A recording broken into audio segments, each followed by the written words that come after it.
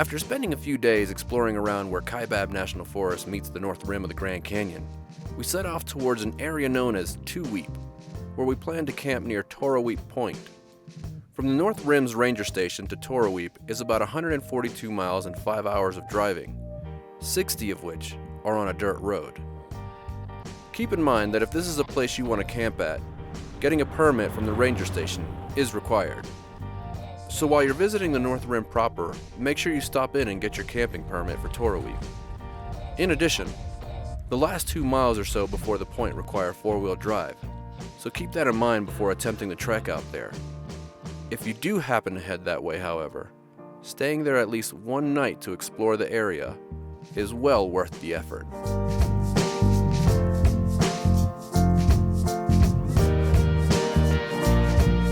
We're getting close to the rim now, and just passed a sign that said for the next 2.7 miles till we get to the rim, high clearance vehicles only, and there was a parking lot to leave any other type of vehicles back behind there, so hopefully it gets a little more fun. We'll see.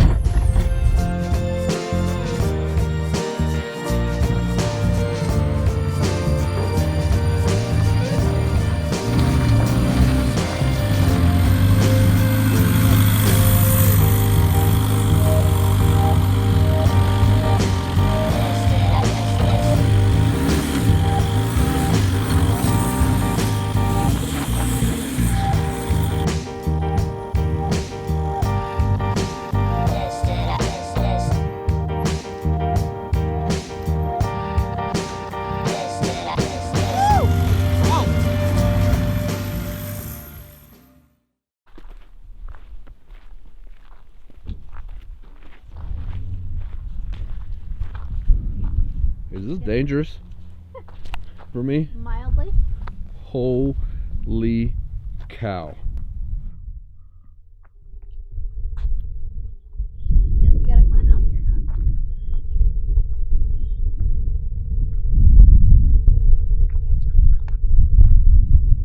Holy cow. That is unreal. Alright. Holy cow, this is making my legs shake. I don't like. That's a pretty gnarly drop off Yeah, there. that's freaking crazy there. I don't do well on edges like this at all. I don't know how far I could go. I'm gonna have to like slither to the edge. Here, and I can hand you this if you want. I'm gonna go down. Holy cow. Oh god, that makes me so nervous.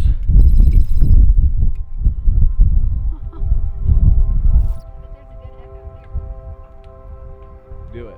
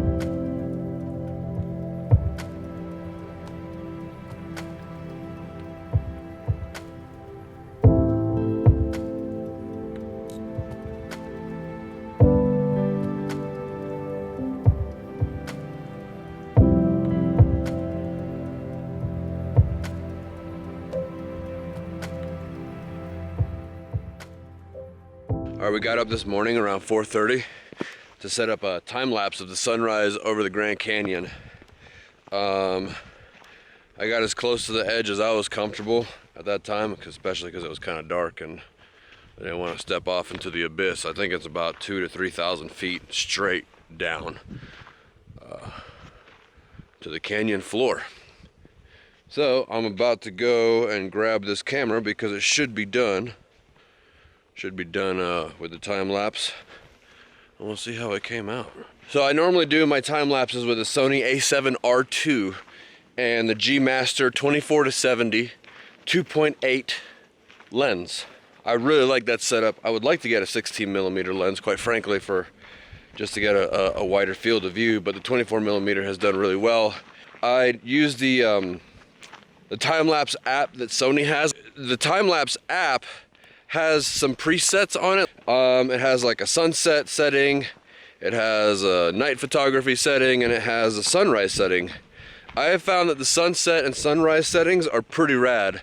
They kind of manage everything for you, manage all the lighting for you. It works really, really well. Been really happy with that. The rest of the app, not so much. But yeah, it's not bad. Now, anyways, I have reached the edge of the canyon. I'm very nervous about this. Very nervous. There's the camera right there. I haven't told you guys this very much, but I am severely afraid of heights. Yesterday, I couldn't even get this close to the edge because I was shaking so bad. But when I was in the military, I jumped out of airplanes. I don't know. It doesn't make sense. I don't get it. And plus, like, I'm always afraid that like a boulder is gonna like fall off the edge and I'm gonna go with it. But like these are like 50 million pound boulders. They're not going anywhere. It's totally irrational, completely irrational. I also have terrible balance, so that's not, you know, I guess that's not totally irrational. But I've got to walk down this thing now to the edge where there's a 3,000 foot drop straight down.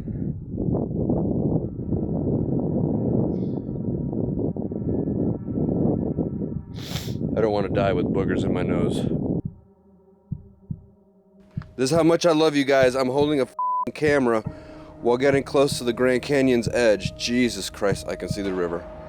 Oh my gosh. Holy cow, man. I can't believe how close I am.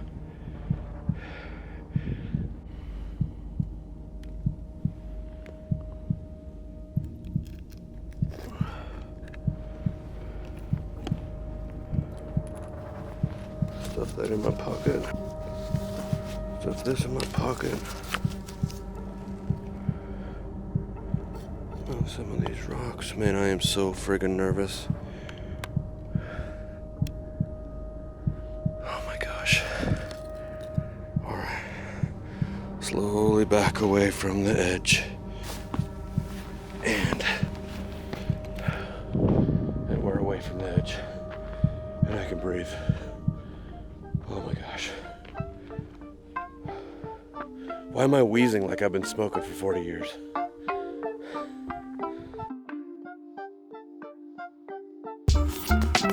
Alright, as you can see, I am underneath the van. This isn't my first time down here.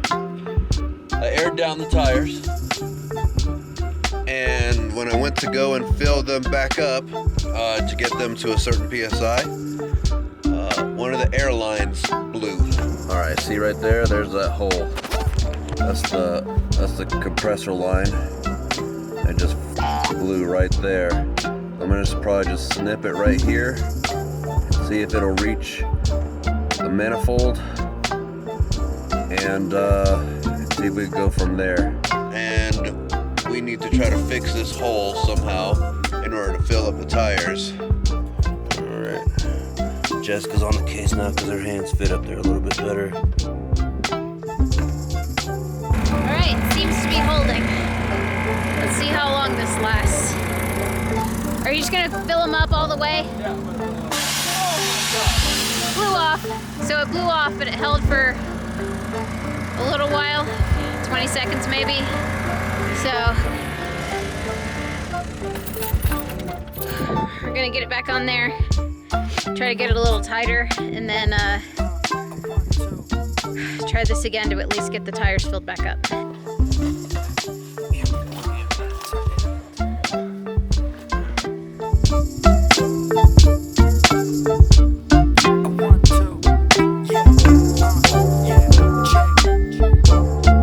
Alright, try it now.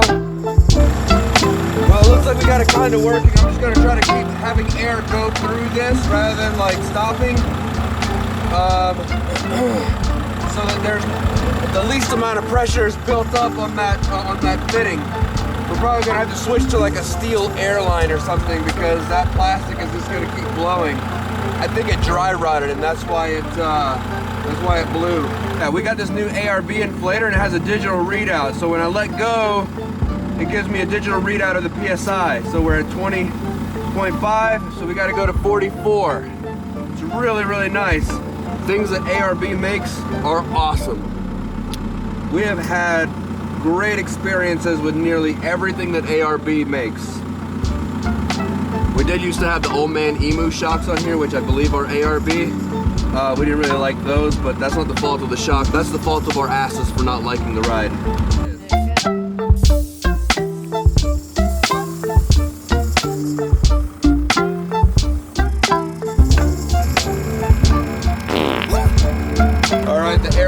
Broke off again. So we're at it again. Jorge just plugged it back in. Just finished the third tire, so hopefully we can get through to the fourth tire, finish up here, front driver's side. Just blew again. We're so close, we're so close. It popped off again. Man, definitely something wrong with this fitting. Looks like we've got company. Do you want me to ask these people if they have a compressor? Yeah. All right, so this super dope ass yellow Jeep just pulled up and they have a compressor that they will let us use so that we can fill up the last tire because we just keep blowing the thing off. And Junior with his compressor. All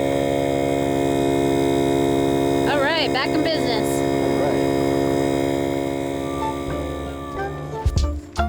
All right, well, we got all the tires aired back up. The folks in the Jeep helped us, Junior and Gail. Very helpful, thank you so much to them. Here's the culprit, that blew on the airline. So we're thinking about maybe we should switch to a braided steel line or something. At any rate, now we're gonna hit the road. We got a 10-hour drive ahead of us to Moab. That's gonna be an intense haul. And we gotta do a lot of filming. And somewhere in there we were hoping to take a shower and we're getting a late start because I keep talking to this damn camera. So I'm gonna stop. Here we go, onwards and upwards.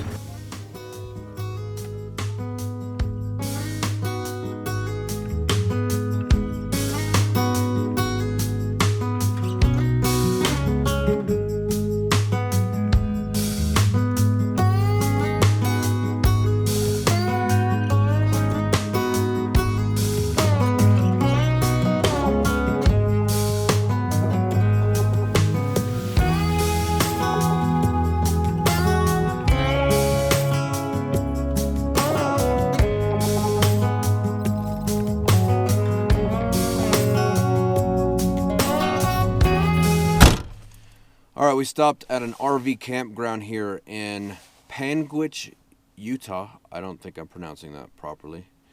It's called Hitch and Post RV Park. And we just paid $5 for showers and we're about to fill up all of our water for free.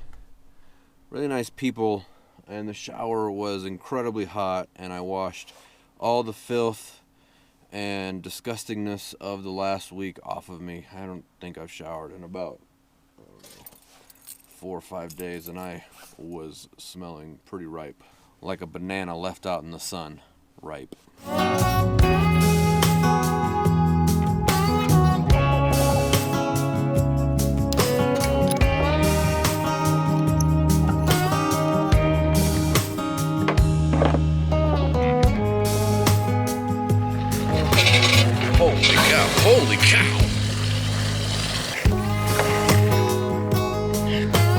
That's the most powerful water pressure I've literally ever seen. It was like harnessing the power of a rapid inside of a water hose.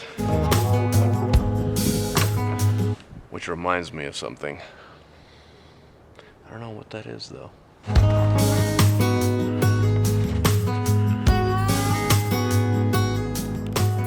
All right, we filled up water. We have showered. Foot powder has been applied. My zipper is all the way up, and I'm looking at a kid like that's running super retarded right now. What the hell's wrong with that kid? Anyhow, we're about to hit the road, onwards to Moab. There was something valuable that I was gonna tell you guys that I thought about, but I forgot, so deal with it.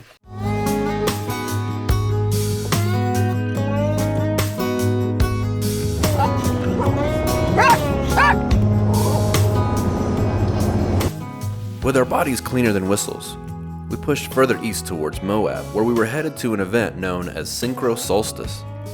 It's a gathering of VW buses where about 70 Syncros descend on Moab to hang out, run some trails, and meet up with friends, new and old. We'll break our vows together. Encarnacion, Encarnacion, Encarnacion, Encarnacion. Uh-oh.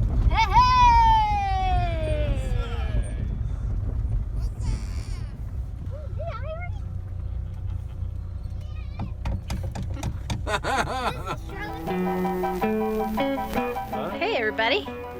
So we made it to the campground where Syncro Solstice is held, and we of course have unpacked our tools, and Jorge's under the van. But driving around Moab, we weren't comfortable with how it was popping out of second, so we were actually just shifting from first to third. And now we got here and unpacked the tools like I said, and Jorge's under there trying to adjust the linkage so we can get it to a better place this weekend.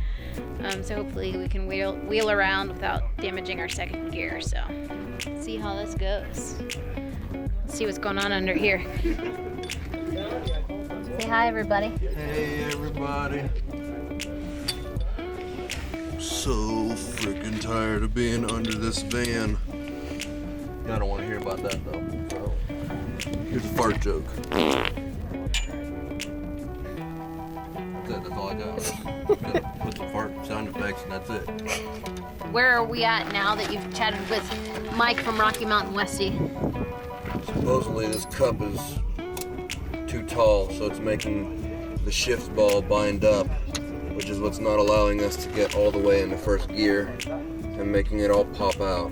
So this part that we got from a certain company is not machined properly, which we've kind of thought that from the beginning, but we weren't sure.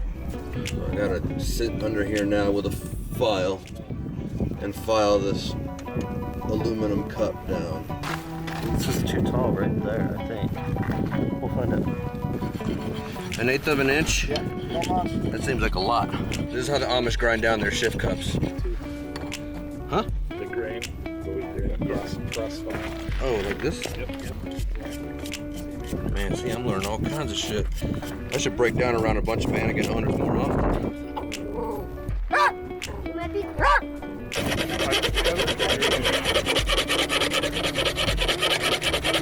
Dirt and mud from Tennessee on to California. Yeah. Balls. Yeah. Yeah, this is a washing machine. Probably. Oh, you think? Okay, so yeah, Mike said something was loose. Mike said something was loose. Well, yeah, the ball that goes onto the transmission, there's Yeah. supposed to be a washer there to hold it in place on the teeth that are coming onto the selector shaft coming out of the transmission. It's probably not a washer on there. It's moving around, Yeah. therefore enabling it to pop out of gear very easily. You're on vacation? What are you talking about? Like my one time of the year I get to get out of work, so I'm on vacation. And I'm still working on vans. You're still Hey, on behalf of my van, I say thank you. You are very welcome. It's missing the washer. Yeah? Oh, the washer. So it's just a wobbling around. Alright, so we're missing a washer. That's what you don't want. Oh, there is a washer. But it's half the size of what it should be. Let's see. And you It'll fit. The washer that was there is not thick enough to hold that tight, so that piece is wobbling around. Okay. Because that's the one that was in there. And it's about half as thick as it should be. Okay. It should only be one normally, but it should be sort of that thick. Yeah, all right. Turns out that the problem we've been having since day one with our shift linkage was due to a washer on the shift ball not being thick enough, which then allowed that ball to wiggle. That tiny bit of wiggle is what was causing our shifter to not engage first and second gear properly. It seemed that crowdsourcing a solution from the generous and helpful souls at Syncros Solstice was what our van needed, and with the shifter fixed for good, we were ready to take on some of the most intense and challenging four-wheel driving we'd yet done in Ripley.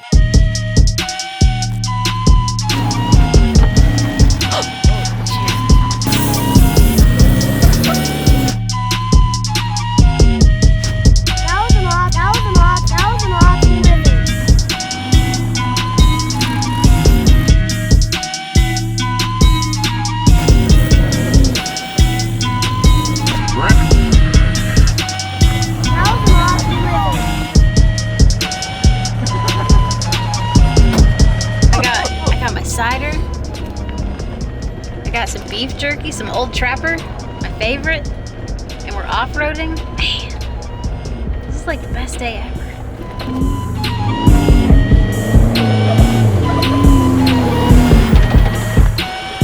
High five, dude, that was friggin' awesome. Nicely done, sir. Thank you, brother. That was good. You guys, the van is doing so good right now. We were very impressed. The shift linkage is working so good. The new tune is responsive when we're in low gear, which the last tune really wasn't. And the van is just doing great all around, suspension-wise, you know, everything. Everything feels good. Temperatures are good. Couldn't be happier. I know that's not what y'all want to hear. You want to see it broken down by the side of the road, so all you commenters can be like, hey, why do you have a Volkswagen Syncro? That's a good question. I don't really know. Yeah.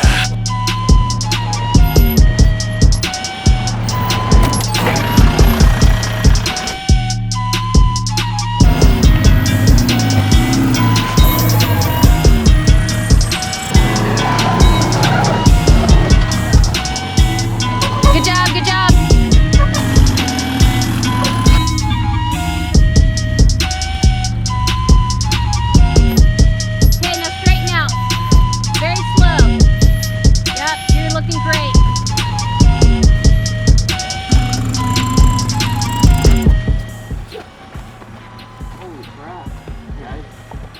Have they been this way before?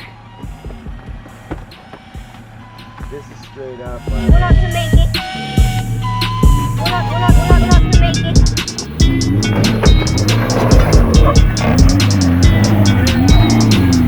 Oh my god. Oh my god.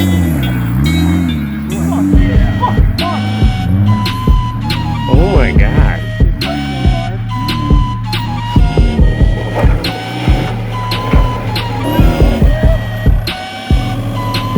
Got it. She's good on that side. There's a fairly stark difference between overlanding and off-roading. Where overlanding is the self-sufficient pursuit of adventure spanning many days, weeks, or even years, off-roading for an overlander is seldom a pursuit activity. Our vehicles are our homes, and off-roading is too often a surefire way to damage the vehicle you depend on for sleep, travel, food, work, and adventure. But every now and then, it's nice to stretch your home's legs and see what it can do. And on this day, with four-wheel drive engaged, tires at 12 psi and lockers locked, Ripley was showing us that even a house on wheels can throw down in Moab. Until next time, live free and drive hard.